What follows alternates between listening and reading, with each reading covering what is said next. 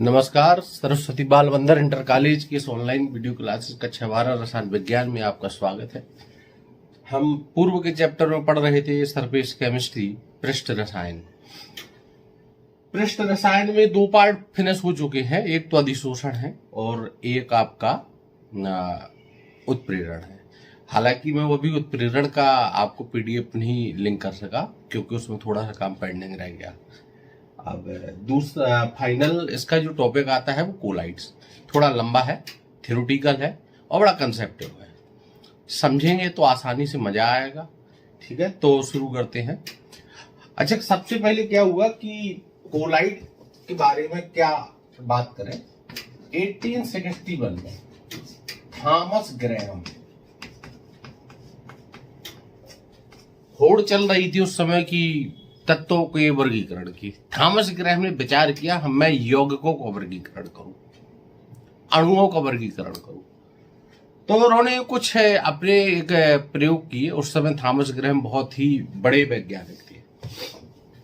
प्रयोग में उन्होंने कुछ प्रयोग ऐसा किया कि उनके विलयनों को पार्चमेंट झिल्ली में से विसरित किया। जब पार्चमेंट झिल्ली में से उन्होंने विसरित किया तो पाया कि कुछ पदार्थों के विलयन तो निकल जाते हैं या कुछ पदार्थों के नहीं निकलते या मतलब बहुत कठिनाई से निकलते हैं। इसी आधार पर पार्चमेंट झिल्ली में से विसरण के आधार पर उन्होंने पदार्थों को वर्गीकृत किया। और पहला आता है क्रिस्टलॉइड्स, वे पदार्थ जिनके विलयन पार्चमेंट झिल्ली में से बड़ी आसानी से निकल जाते हैं, क्रिस्टलाभ कहलाते हैं। वे पदार्थ जिनके विलयन पार्चमेंट झिल्ली में से बड़ी आसानी से निकल जाते हैं, वे पदार्थ जिनके विलयन पार्चमेंट झिल्ली में से बड़ी आसानी से निकल जाते हैं, क्रिस्टलाभ कहलाते हैं। जैसे जल, चीनी, नमक के जली विलयन बड़ी आसानी से निकल जाएंगे। वही दूसरा कंसेप्ट आता है कोलाइड, कहता वे पदार्थ जिनके विलयन पार्चमेंट झिल्ली में से विसरित नहीं होते हैं या बहुत धीरे धीरे विसरित होते हैं। वे पदार्थ जिनके विलयन पार्चमेंट झिल्ली में से विसरित नहीं होते हैं या बहुत धीरे धीरे विसरित होते हैं, उन्हें कोलाइड कहा। कोलाइड के उदाहरण में जिलेटिन आता है, स्टार्च है, गोंद है और आपके धातु के सॉल है। तो ये जितने भी है, जैसे नमक का, चीनी का, यूरिया का जली विलयन तो यहां से निकल जाएगा, जली विलयन।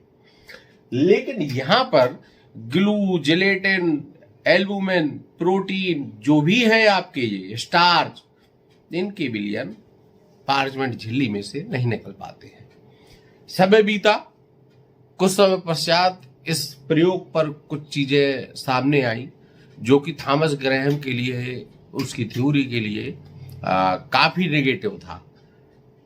कुछ वैज्ञानिकों ने प्रयोग करके पाया कि NaCl का जली विलयन तो पार्चमेंट झिल्ली में से निकल जाता है, लेकिन उसका बेंजीन में विलयन नहीं निकल पाता है। इस बात से स्पष्ट हुआ कि कोई भी पदार्थ क्रिस्टलाभ और उसके कोलाइड की दशा को दर्शा सकता है। तो यह भी निष्कर्ष पहुंचा कि हम इस आधार पर पदार्थों का वर्गीकरण नहीं कर सकते। तात्पर्य ये हुआ कि ये थ्योरी फेल हो गई। फिर इसके बाद आगे की तरफ चलते हैं और आगे चलने पर यह पाया कि कोलाइड की एक आधुनिक धारणा को विकसित किया जो पदार्थ के कणों के आकार पर निर्भर करती थी, जो पदार्थ के कणों पर के आकार पर निर्भर करती थी।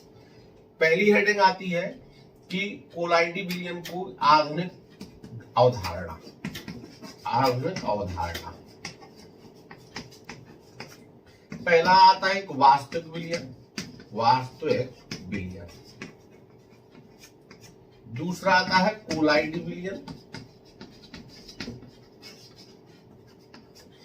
तीसरा आता है निलंबन।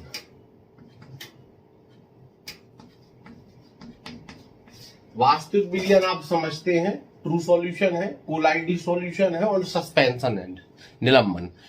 जैसे चलते हैं समझते हैं। अब मैंने क्या कहा कि कोलाइड को उसके पार्चमेंट झिल्ली में से विसरित होने के आधार पर वर्गीकृत करेंगे तो हम ठीक से उसका आकलन नहीं कर पाएंगे। अर्थात आधुनिक अवधारणा में बताया ओस्टवाल्ड जैसे वैज्ञानिकों ने इसमें बहुत काम किया और पाया कि कोलाइड पदार्थ की एक अवस्था है, कोलाइड पदार्थ की एक अवस्था है, ठीक है ना, जो बिलियनवें पदार्थ के कणों की साइज पर निर्भर करती है। तो जिन पदार्थों के बिलियनों में कणों के साइज 0 से 50 nm के मध्य हो, 0 से 50 nm के मध्य हो, वे वास्तविक बिलियन कहते हैं। जिन पदार्थों के बिलियन में कणों के साइज 0 से 50 nm के मध्य हो और जिनके कणों के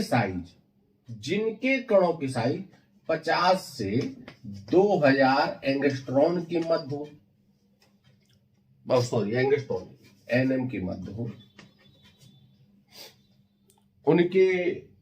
उन पदार्थों को हम कोलाइडी बिलियन कहते हैं। और जिनके पदार्थों के 2000 से ज्यादा हो कणों के साइज, निलंबन कहलाते हैं। वास्तविक बिलियन जल के साथ बने चीनी का बिलियन, नमक का बिलियन, ये सब यूरिया का बिलियन वास्तविक बिलियन। कोलाइड बिलियन में sulphur sol, gold sol, albumin, starch, protein, इनके बिलियन हो गए। निलंबन में सिल्वर क्लोराइड का जली बिलियन हो गया। या आप एक मोटा सा उदाहरण ले लें बेसिक जीवन का, बालू का जल में बिलियन। अब हम उसको दूसरे मतलब वैज्ञानिक पद्धति में ले जाएंगे तो बोलेंगे सिल्वर क्लोराइड का जली बिलियन। ऐसी ही एग्जाम एनएम को हम अगर एंगस्ट्रॉन में बदलें तो आप चेंज कर लीजिएगा। इन वैल्यू में पुस्तकों के अनुसार थोड़े परिवर्तन हो सकते हैं। जो हुई की किताब से मैंने पाया है वो ये है, इकाइयों के आधार पर अगर यूपी बोर्ड या सीबीएसई बोर्ड की किताबों में कुछ परिवर्तन होता तो आप उसे भी स्वीकार कर सकते हैं। थोड़ा बहुत परिवर्तन हो सकता है, ऐसा कहा जा सकता है। अब हमने यहाँ पर पढ़ा है वास्तविक बिलियन, कोलाइडी बिलियन, निलंबन, जिनके पदार्थों के कणों के साइज, जिन बिलियनों में पदार्थ कणों के साइज 0 से 50 mm हो, nm हो, वास्तविक 50 से 2000 nm हो, कोलाइडी निलंबन 2000 से ज्यादा। अब ये पार्चमेंट झिल्ली में से कभी विसरित नहीं होंगे, ये पार्चमेंट झिल्ली में से आसानी से विसरित हो जाएंगे।